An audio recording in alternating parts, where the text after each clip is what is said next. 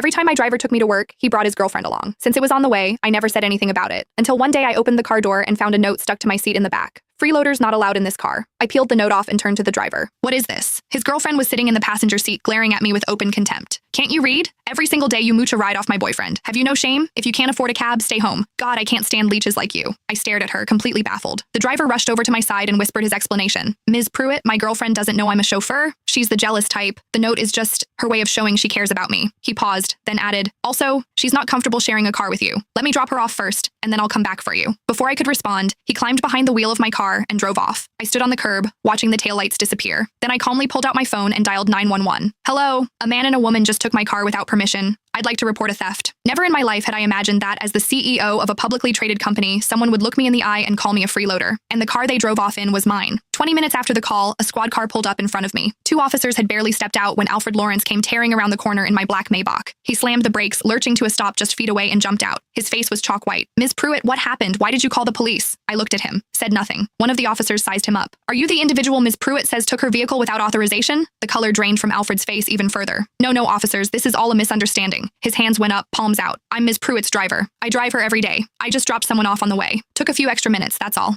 Nobody stole anything. He gestured frantically at the Maybach behind him, forcing a grin. See? I brought the car right back. First thing. The officers looked at me, then back at him. Ms. Pruitt, do you want to press charges? I was about to answer when Alfred leaned in close, his voice dropping to a desperate whisper. Ms. Pruitt, please, for my father's sake. He drove for you all those years. Just let this one go. He swallowed hard. You know my dad's health isn't good. I finally found a girlfriend, and it's the one thing he wanted from me. What I did back there was just to keep things stable between her and me. I had no choice. The mention of his father softened something in me. Owen Lawrence had been my chauffeur for 6 years. Honest, dependable, steady behind the wheel, and never once a source of trouble. In all those years, he had never been late, never gotten a single violation. Every holiday, when I handed him a bonus, he'd try to wave it off for a solid 5 minutes before finally accepting. 3 months ago, Owen was diagnosed with a lung condition that required long-term rest. He had no choice but to resign. On his last day, he stood in my office, rough hands twisting together, clearly wanting to say something but unable to get the words out. Finally, face flushed with embarrassment, he told me his son Alfred had just lost his job. If the company had an opening, could I possibly give the boy a chance? Owen had been an honest man his entire life. He had never asked anyone for a favor. That was the first time. Out of respect for him, I said yes. For the first 2 months, Alfred did fine. Though he wasn't exactly the kind of driver who never gave you a moment's worry, he at least did what was expected. Pickups and drop-offs were on time, and the car was always spotless. But starting last month, things changed. The day it began, Alfred came to pick me up, and there was suddenly a woman caked in heavy makeup sitting in the passenger seat. I stared, confused. Alfred hurried out to open my door and explained in a low voice, Ms. Pruitt, this is my girlfriend, Kara Fox. Her workplace is on the way to the office, so I figured I'd give her a ride. I nodded and said nothing. Giving someone a ride along the way wasn't a big deal, but gradually something started to feel off.